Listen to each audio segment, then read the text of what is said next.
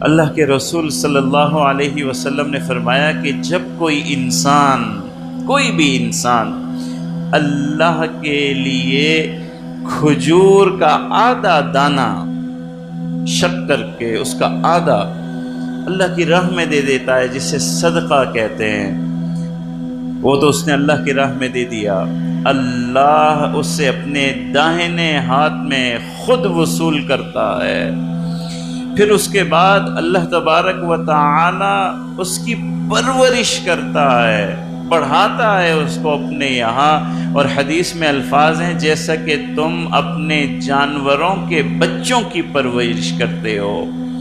عجیب بات لکھی ہے محدثین نے کہ جو جانور پالنے والے ہیں ان کو اس بات کا علم ہے کہ جانور کو پالنا مسلسل نگہداشت اور نظروں کے سامنے رکھنے والا عمل ہے۔ اگر آپ جانور سے نظر ہٹا لیں گے، اس کی نگہداشت نہیں کریں گے، روزانہ اس کا خیال نہیں رکھیں گے، تو وہ نہیں پل پائے گا، خراب ہو جائے گا، نہیں اچھا ہو پائے گا۔ تو حدیث میں ہے کہ جانوروں کو جس طرح تم پالتے ہو، اللہ تبارک و تعالی اپنے نگہداشت میں، نگرانی میں اسے بڑھاتے ہیں۔ اور حدیث کے اگلے مرحلے میں ہے کہ جب یہ انسان صدقہ کرنے والا کھجور کا آدھا دانہ روز قیامت جب پہنچے گا، پہاڑ جیسا صدقہ اس کے سامنے آ جائے گا، یہ کیا ہے؟ اس سے کہا جائے گا یہ تو نے جو صدقہ کیا تھا وہ ہے۔ حیران ہے، یا اللہ، پریشان، اتنا بڑا صدقہ میں نے پوری زندگی ملا کے نہیں کیا، یہ پہاڑ یہ میں نے کب صدقہ کیا ہے؟ اس سے کہا جائے گا یہ وہی کھجور کا آدھا دانہ ہے جسے اللہ نے پال پال کر آج اتنا بڑا کر دیا ہے۔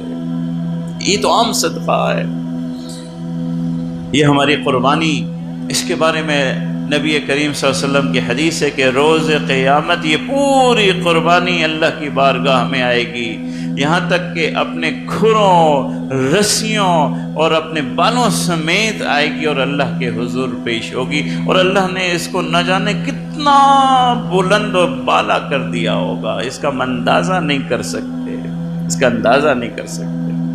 حضرت فاطمہ رضی اللہ تعالی عنہا کی ایک روایت ہے کہ ان سے حضور صلی اللہ علیہ وسلم نے فرمایا قومی، کھڑی ہو جا، حاضر ہو جا، تیری قربانی ہو رہی ہے، دیکھ اس قربانی کو، قربانی پہ حاضر ہو جا، ایک ایک خون کے بدلے اللہ تیرے بڑے بڑے گناہوں کو معاف کرنے والے ہیں۔ ایسی عظیم عبادت ہے۔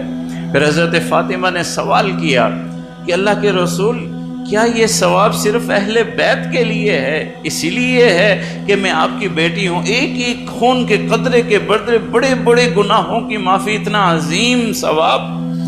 فرمایا نہیں، لعامت المسلمین، ہر مسلمان کے لیے اس کی قربانی کا یہ ثواب ہے، ہر مسلمان کے لیے۔